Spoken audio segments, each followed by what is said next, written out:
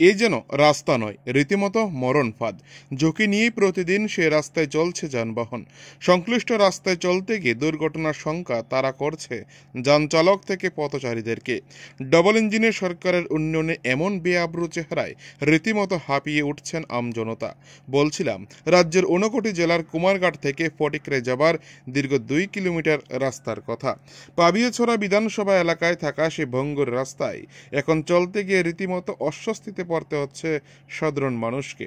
সঠিক সংস্কারের অভাবে কুমারঘাট বিবেকানন্দ চৌমুহনী থেকে ফটিকরে বিদ্যাসাগর সেতু পর্যন্ত দীর্ঘ প্রায় 2 কিমি রাস্তা জুড়ে একাধিক জায়গায় সৃষ্টি হয়েছে বড় বড় গর্তের।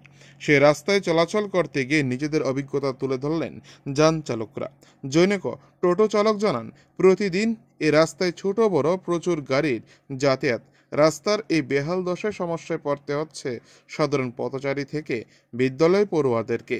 বেহাল রাস্তার কারণে ধুলোয় ছেয়ে যাচ্ছে এলাকা। তিনি জানান, রাস্তার বেহাল দশার কারণে নষ্ট হচ্ছে গাড়ির যন্ত্রাংশ। অন্যদিকে হরিলাল দাস নামের স্থানীয় এক টোটো চালক জানান, রাস্তার এই দুর্দশার কারণে যানজটের সৃষ্টি হচ্ছে সংশ্লিষ্ট জায়গায়। তিনি জানান, মাত্র কিছুদিন আগে এই রাস্তার কাজ করা হয়েছে। শুধু ইট আর পাথর আর ফেলে দায়িত্ব সেরেছে সংশ্লিষ্ট কর্তৃপক্ষ। উপযুক্ত কাজ না হওয়াতে আবারও রাস্তায় ভাঙন দেখা দিয়েছে বলে জানান টোটো চালক। ফটিকরাই থেকে নিজস্ব প্রতিনিধি রিপোর্ট, টিভি 100 বাংলা।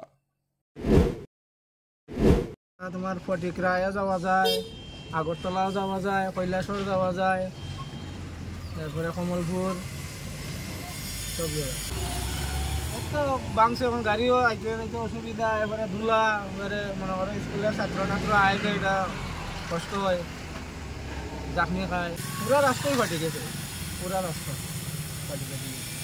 কাজ তো করছে, বেশি বছর মনে হয় করছে, বেশি বছর রইল, বেশি বছর কাজ করার মধ্যে এবার ফাটি যাচ্ছে গাড়ি প্রচুর। এটা দিকেই বেশি কাঞ্চনবাড়ি, তারপরে কৈলাসর এইগুলোর মধ্যে গাড়ি বেশি সব সময়। ঠিক হইলে তো বলা, আমরা বলা গাড়ি চলাচল ভালো হইব, গাড়ি ক্ষতি হয়। তো চাকরির লোকে মনে করো পাত্তি মাত্তি কাজ দিতে আবার হোল্ডিং করা লাগে।